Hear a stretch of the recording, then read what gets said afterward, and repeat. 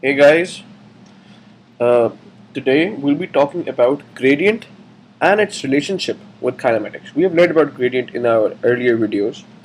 So right now, I'll make you guys see how essential gradient is for kinematics. So we're talking about gradient and kinematics. Okay. So let's see what gradient was initially. Gradient was simply m, which was calculated by change in y in the y-axis divided by change in the x-axis. This was written as delta y and this is written as delta x, or simply y2 minus y1 divided by x2 minus x1. Now, what are we doing exactly? For a graph, you can just see that we are dividing the quantity on y-axis with the quantity on x-axis.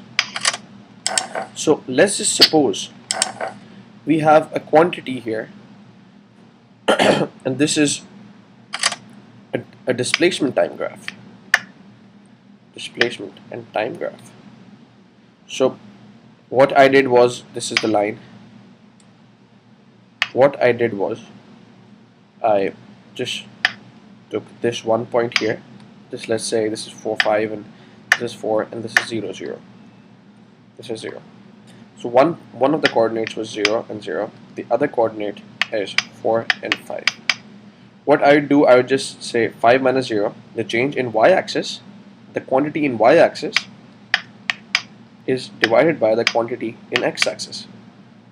So what am I doing essentially? I'm dividing displacement, change in displacement, change in distance, or the distance moved per unit time. So this is essentially the same thing. It's, in this case, it's displacement per unit time, which, as we know, we have seen it, this is equals to velocity. So in this case, the answer to the gradient will tell me about velocity. For example, the answer is 5 over 4. So I can say that the velocity of the car was constant, since this is a straight line and the gradient will be constant. So the velocity is constant throughout this interval, and the velocity has a numerical value of 5 over 4 meters per second throughout this interval. The velocity of the car, or whatever it was moving, was 5 over 4 meters per second. Now, let's just take another example. Let's just talk about velocity time graph.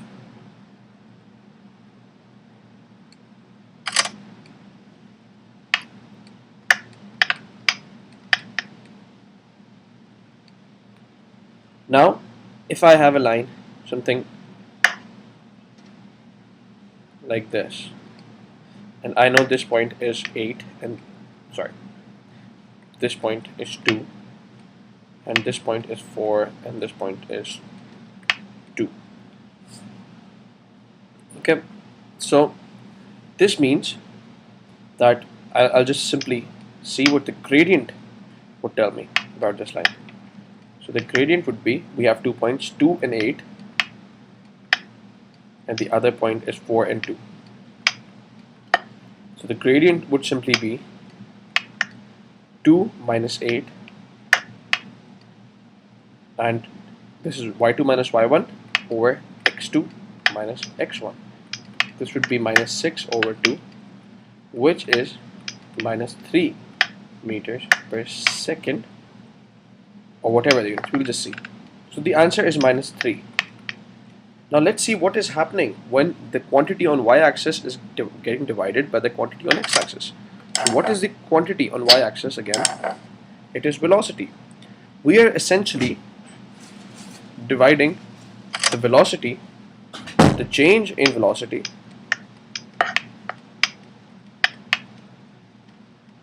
which is v2 minus v1, some velocity at this point, and we are essentially subtracting this to get the change in velocity divided by the change in time, the time interval, time taken. So do you recognize this formula? This is something like this: v2 minus v1 divided by the time taken, which would give me, which is the formula for acceleration.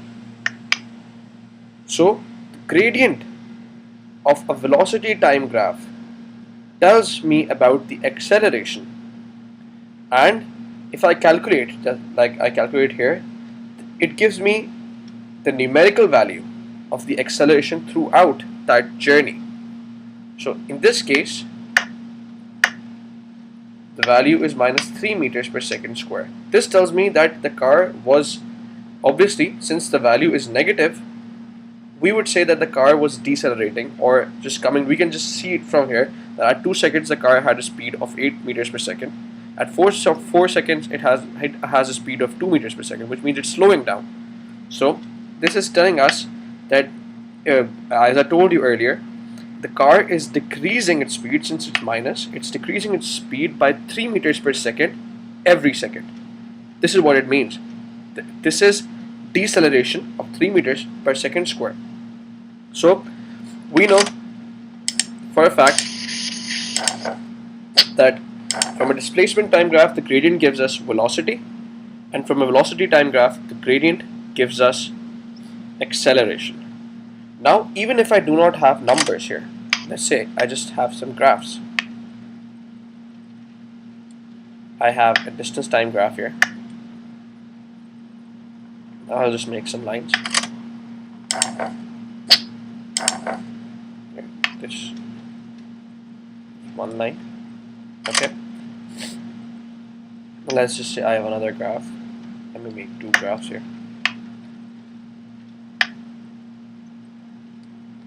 Let's hope I can make some use of them.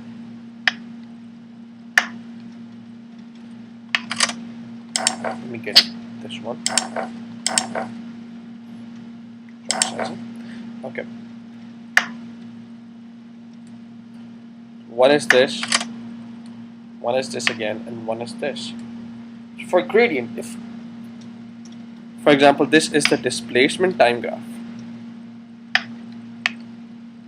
This is again the displacement time graph. Displacement time graph is denoted by S by T. It's not speed time, it's displacement time. The symbol for displacement is S.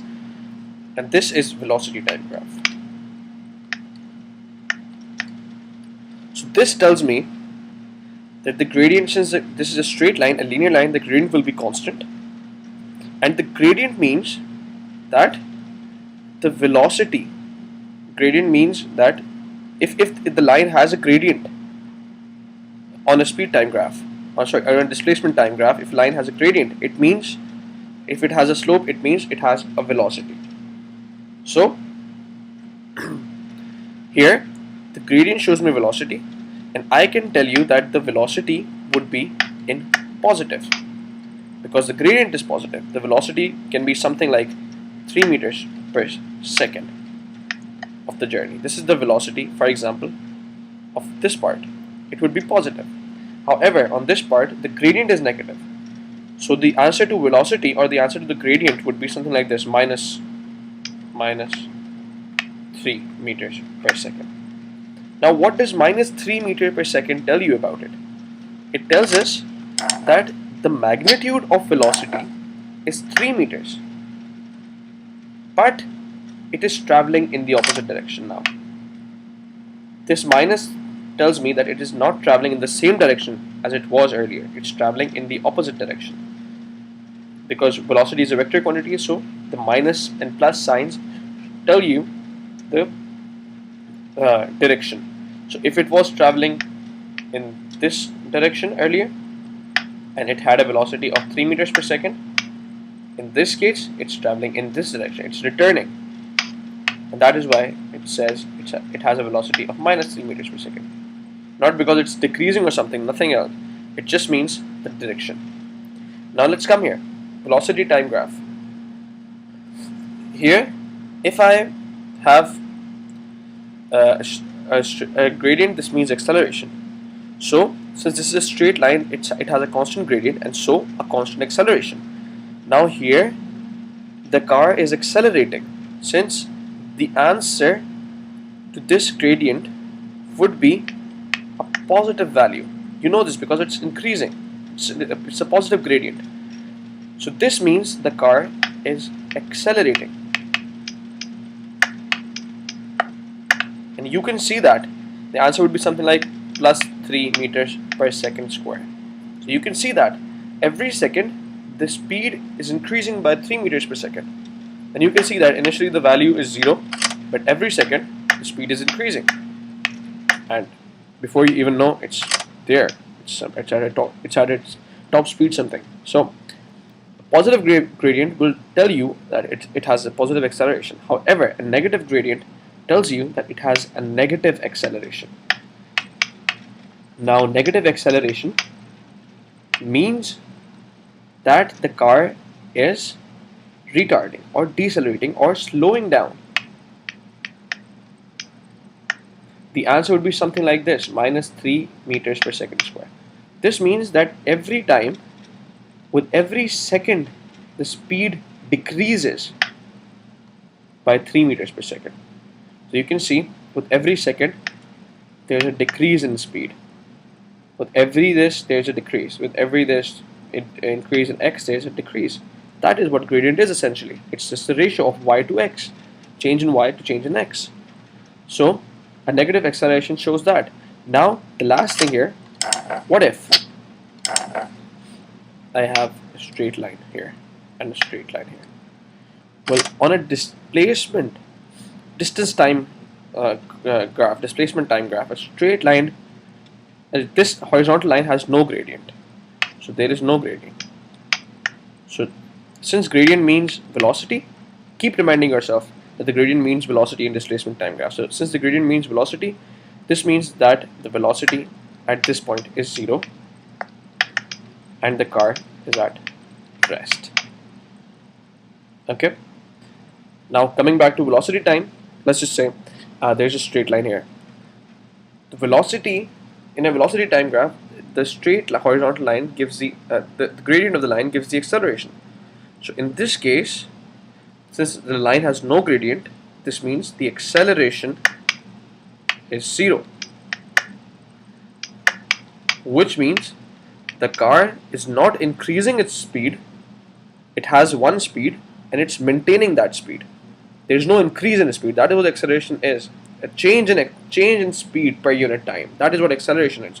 You are just changing your speed continuously. That is acceleration. But when acceleration is 0, either your car is at a stop, which we know it's not, because you can have a 0 line here as well.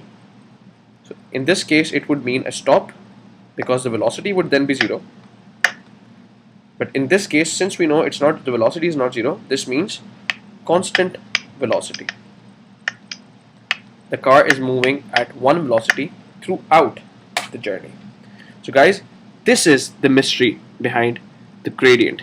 So I hope you understood all of this, and just kindly write your queries down in the comments box so I will reply to them. Thanks for watching.